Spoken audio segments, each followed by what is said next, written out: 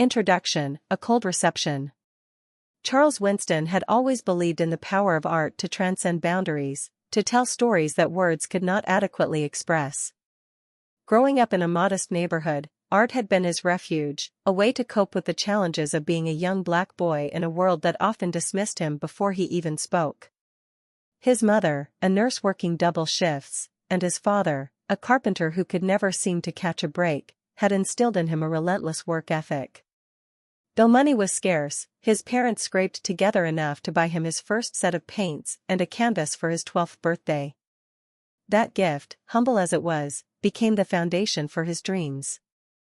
Years later, Charles had blossomed into a remarkable artist. His works were vibrant, evocative, and deeply personal, a fusion of abstract and figurative styles that spoke to themes of identity, struggle, and resilience. Despite facing constant rejection from mainstream galleries, Charles remained undeterred. He spent years showcasing his work at community events, underground exhibitions, and social media platforms, slowly building a dedicated following. But today was different. Today, Charles stood outside the opulent Whitman Gallery, the most prestigious art space in the city. The gallery's white marble facade gleamed under the midday sun, a stark contrast to the nervous energy bubbling within him. Clutching a leather portfolio containing his best pieces, he adjusted his tie and took a deep breath. This was his chance, a rare opportunity to have his work seen by the infamous Mr. Whitman himself. Inside, the gallery was everything Charles had imagined: high ceilings, minimalist decor, and walls adorned with avant-garde masterpieces that screamed exclusivity. He approached the receptionist, a young woman with perfectly coiffed hair and an icy demeanor, and introduced himself.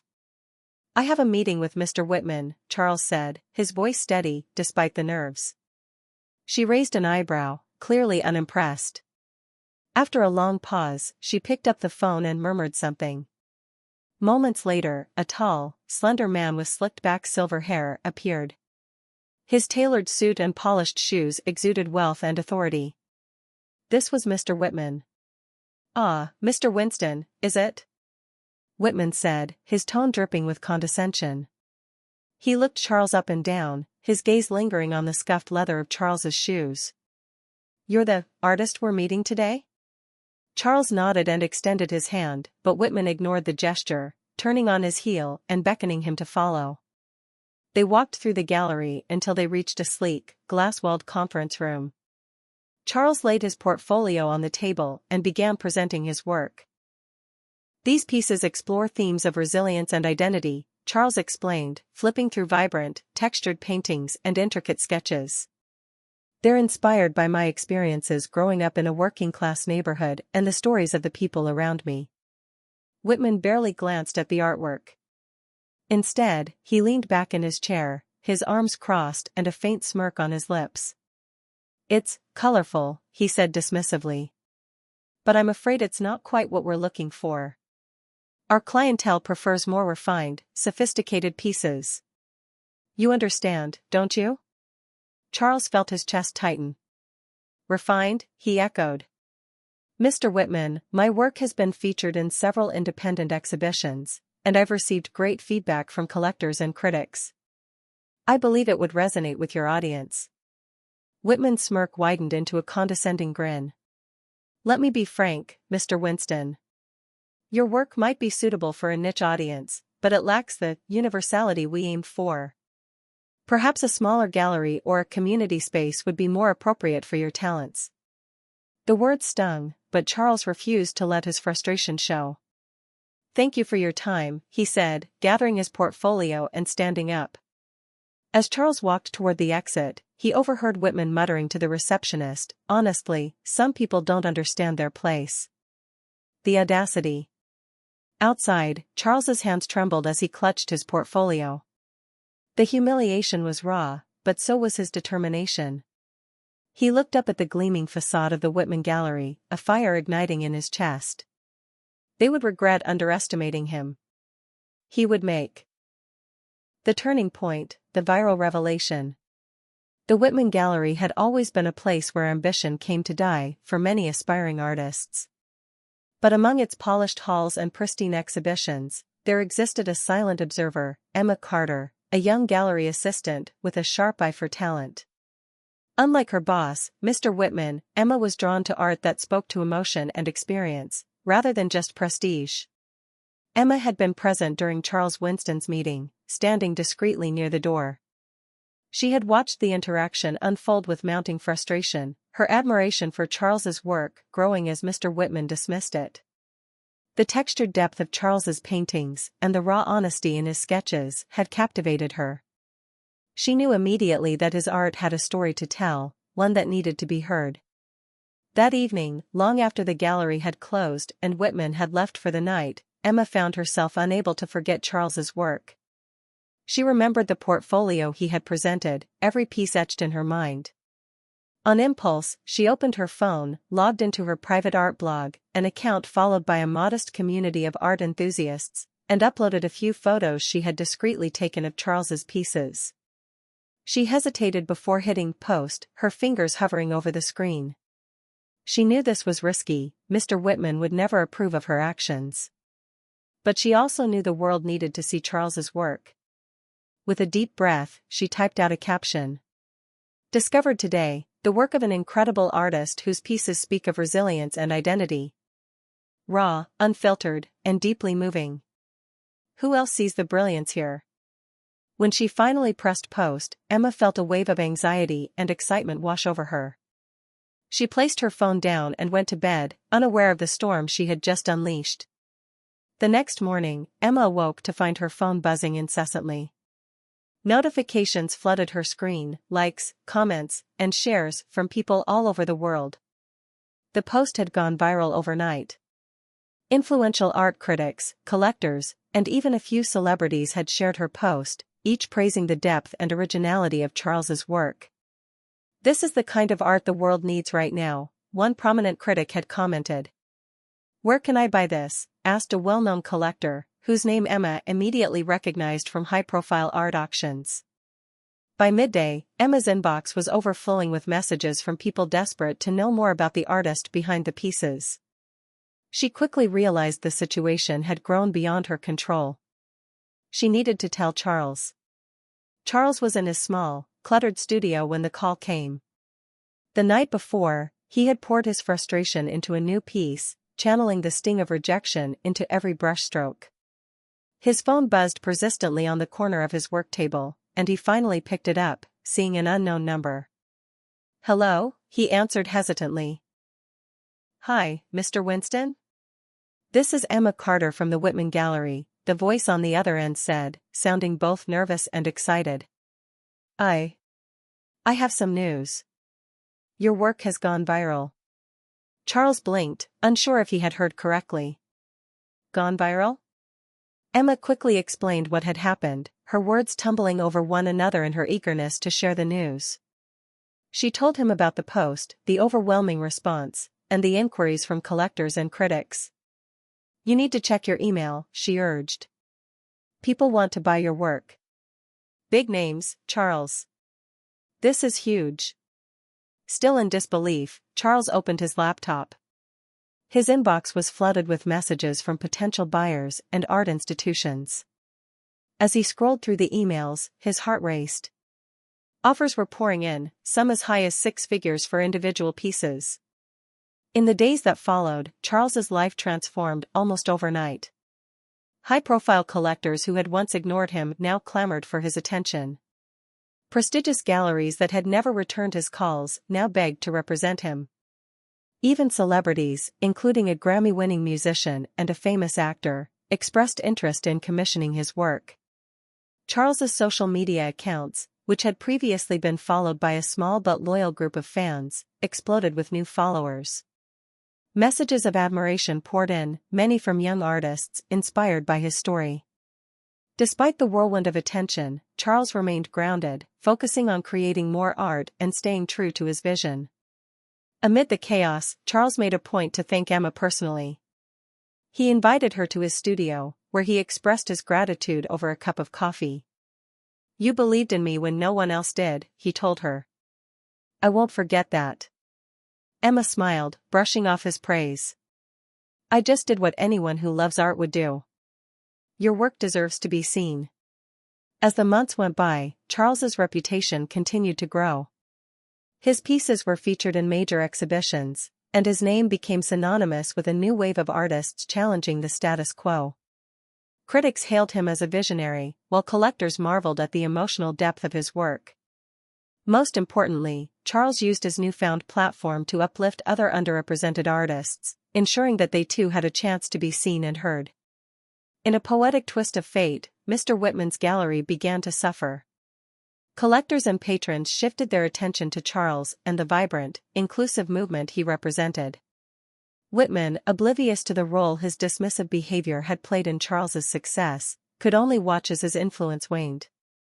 For Charles, the journey had only just begun. And it all started with a single act of courage, not just his own, but Emma's willingness to take a chance on his art and share it with the world. The rise, from underdog to art phenomenon. Charles Winston's world had transformed seemingly overnight. What had once been a quiet life of relentless perseverance now burst with media interviews, invitations to exclusive galas, and the constant buzz of collectors vying for his time. His work, once deemed unworthy by the Whitman Gallery, now graced the walls of major art institutions and private collections around the world. It was an overwhelming shift, but one Charles embraced with humility and determination. Navigating fame. The first major breakthrough came when Charles was featured in Art and Vision, an influential magazine that highlighted trailblazers in the art world. The cover story was titled, "The Voice of Resilience: How Charles Winston Redefined Modern Art." In the article, Charles candidly shared his journey, the struggles of growing up in a marginalized community, the countless rejections, and the moment of humiliation at the Whitman Gallery. He spoke about the systemic biases that made the art world inaccessible to many like him. "I've always believed that art is a reflection of life," Charles told the interviewer. "And life isn't exclusive to those who can afford luxury. My work speaks to the resilience and beauty of everyday people. That's a story worth telling." The interview resonated with readers, sparking conversations about representation in the art industry. Charles's authenticity set him apart in a world often obsessed with appearances. He wasn't just an artist, he was a symbol of change. The elite art circuit. As his fame grew, so did the invitations. Charles found himself attending high-profile art events, rubbing shoulders with celebrities, billionaires, and fellow artists. At one such event, the prestigious Global Arts Gala in New York, Charles's work was auctioned alongside pieces by legendary names. A bidding war ensued for his painting titled Roots of Resilience, ultimately selling for $2.5 million. Despite the glitz and glamour, Charles remained grounded. He used these opportunities to advocate for inclusivity, often speaking about the need for diverse voices in art. His speeches were met with standing ovations, cementing his reputation as not just an artist but a leader in the movement for equity in creative industries. Giving back. With his newfound wealth, Charles established the Winston Foundation for the Arts, a nonprofit dedicated to supporting underrepresented artists. The foundation provided grants, mentorship programs, and exhibition opportunities for talented individuals who lacked access to the industry. "I know what it's like to be overlooked," Charles said at the foundation's launch event. "This is my way of making sure no one with a story to tell is ever silenced again." The foundation quickly gained traction, attracting partnerships with major art institutions and corporate sponsors. Charles's vision of an inclusive art world began to take shape, as emerging artists from diverse backgrounds gained the platform they deserved. Mr. Whitman's realization. Meanwhile, the Whitman Gallery's reputation was crumbling. The art community, and even the public, had not forgotten Charles's story. Critics frequently referenced the gallery's rejection of Charles as a prime example of the art world's elitism and racial bias. Collectors who once relied on Mr. Whitman's judgment now questioned his ability to recognize talent. Mr. Whitman himself, though outwardly composed, seethed with frustration. He couldn't escape the irony of the situation. Charles Winston, the artist he had dismissed so readily, was now the face of a movement that challenged everything Whitman stood for. Despite the growing pressure, Whitman refused to publicly admit his mistake. Art is subjective, he said in a rare interview. Not every artist is a fit for every gallery. That doesn't mean I was wrong. But the cracks in his facade were evident. Attendance at the Whitman Gallery dwindled, and several of his top clients defected to galleries that had embraced Charles's vision of inclusivity. The once powerful Mr. Whitman found himself increasingly isolated in an industry that was rapidly evolving. A new chapter. For Charles, the rise to prominence was not just a personal victory but a responsibility. He continued to create, his new pieces reflecting the journey he had undertaken and the people who had supported him along the way. His work was no longer just about resilience, it was about transformation, both his own and that of the world around him. At one of his solo exhibitions, Charles unveiled a new piece titled The Door Unopened. The painting depicted a closed door with vibrant light streaming through its cracks, symbolizing the barriers he had faced and the opportunities he now sought to create for others. The piece was widely praised, with many calling it his most powerful work yet. As the exhibition drew to a close, Charles took the stage to address the crowd. "I've been called a phenomenon, but the truth is, I'm just one of many. There are countless artists out there with stories that need to be told. My success is theirs, and my platform is for them. Together, we can change the face of art." The audience erupted in applause, a standing ovation that echoed long after the event ended. Charles Winston was no longer just an artist. He was a force, a beacon of hope, and a reminder that even the most overlooked voices could rise to greatness. The confrontation, full circle. The Whitman Gallery, once the pinnacle of exclusivity and elitism, now stood as a symbol of irony in the art world. Charles Winston's meteoric rise had not only redefined his career but had also inadvertently diminished the gallery's prestige. It was poetic justice, then, that Charles found himself back at its marble steps, this time, not as a rejected artist, but as its new owner. The purchase. When the opportunity to buy the gallery arose, Charles didn't hesitate. For years, he had dreamed of creating a space where artists of all backgrounds could showcase their work without fear of bias or rejection. Acquiring the Whitman Gallery, with all its history and notoriety, felt like the perfect way to make that dream a reality. The irony of the situation wasn't lost on him. The same institution that had dismissed his talent would now be transformed into a beacon of inclusivity. The acquisition was announced with little fanfare, but word spread quickly. The art world buzzed with anticipation. What would Charles do with the space? And, more importantly, what would happen to Mr. Whitman? The meeting. The day Charles officially took over the gallery, he arranged a meeting with Mr. Whitman. It was not a necessity. Whitman's resignation had already been negotiated as part of the sale, but Charles felt it was a confrontation that needed to happen. He wanted closure, not just for himself but for every artist who had ever been dismissed, belittled, or ignored by the gatekeepers of the art world. Whitman arrived at the gallery that morning with an air of reluctant defeat. He still wore his tailored suits and carried himself with the same arrogance, but his usual confidence seemed diminished.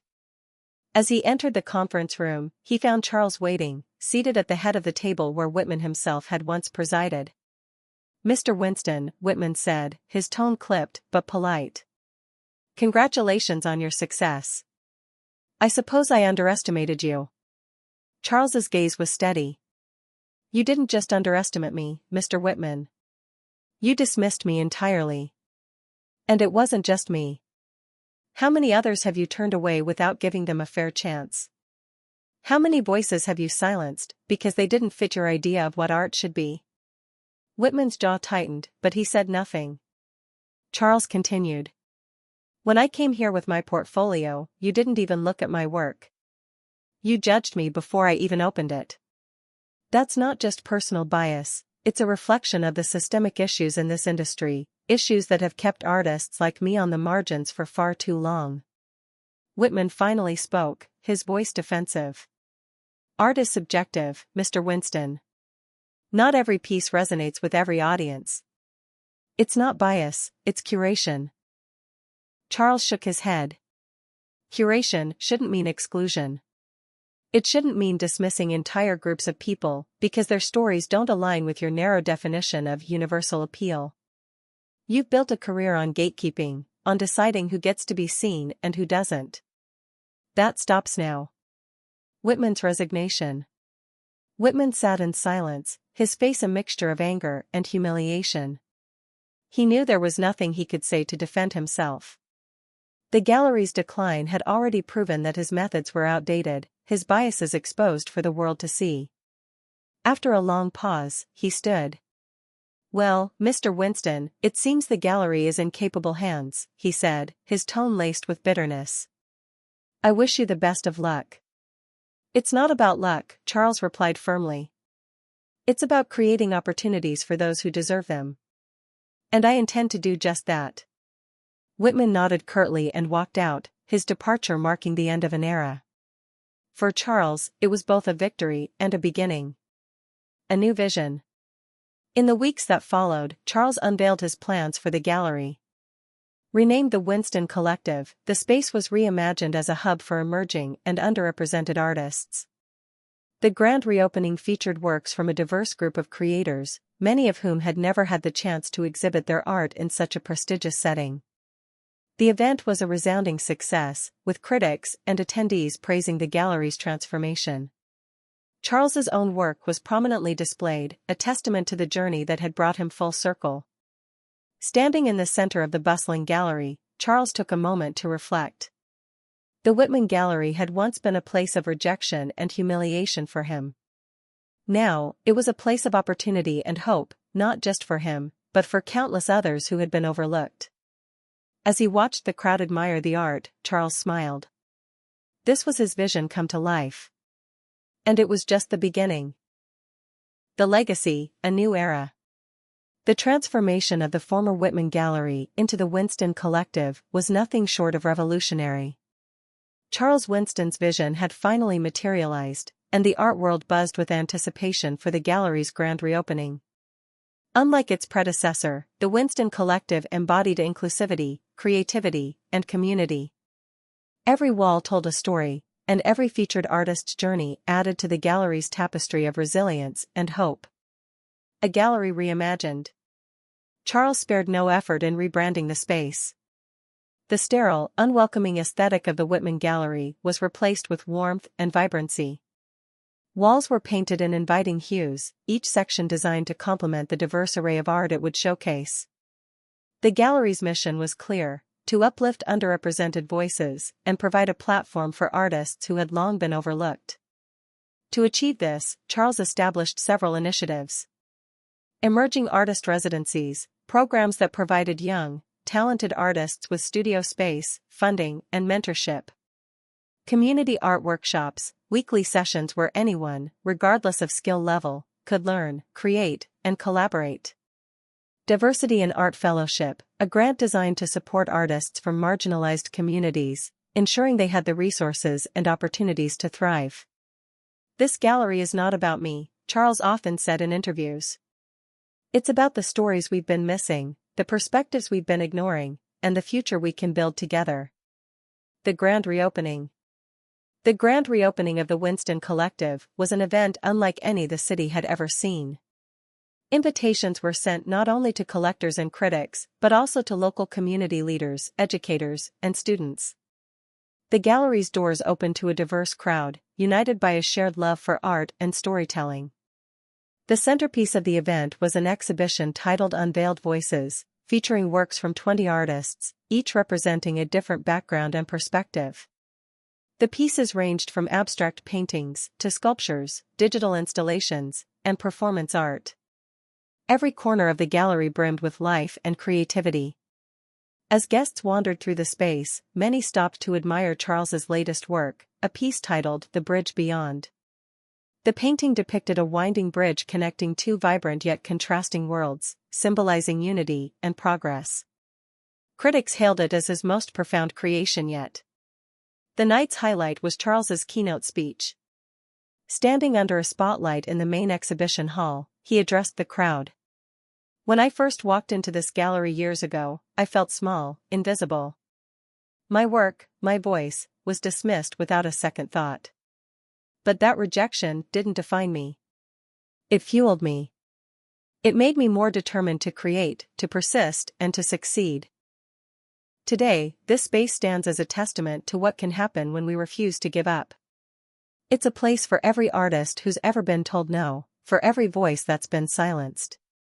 Together, we're rewriting the narrative. Art belongs to everyone. The audience erupted in applause, many moved to tears. It was a moment of triumph not just for Charles, but for everyone who believed in the power of representation and resilience. Reflections on the journey. As the night wound down and the last guests trickled out, Charles found himself alone in the gallery. He wandered through the now quiet space, taking in the art and the stories it represented. For a moment, he allowed himself to reflect on his journey, the struggles, the rejections, the moments of doubt. Every setback had led to this. He thought of his parents, who had worked tirelessly to support his dreams. He thought of Emma Carter, whose courage and belief in his talent had sparked the viral moment that changed everything. And he thought of the countless artists whose voices were now amplified through the Winston Collective. Charles smiled, his heart full. "This is just the beginning," he murmured to himself. A hopeful future. The Winston Collective quickly became a cornerstone of the art world, a symbol of progress and inclusivity. Artists from around the globe flocked to its exhibitions, and critics praised its role in reshaping the industry. But for Charles, the greatest success wasn't the accolades or the fame, it was the impact. Young artists who once doubted their potential now had a space to thrive. Communities that had been excluded from the conversation were finally heard. And a new generation of creators found inspiration in Charles's story. As he prepared for another day of work at the gallery, Charles received an email from an aspiring artist. The message read, "Mr. Winston, thank you for believing in artists like me. Because of you, I know my voice matters. I hope to one day inspire others the way you've inspired me." Charles leaned back in his chair, his eyes glistening. This was the legacy he had always dreamed of, a world where everyone's story could be told, where art truly belonged to all. And with that, the Winston Collective continued to shine, a beacon of resilience, kindness, and hope for generations to come.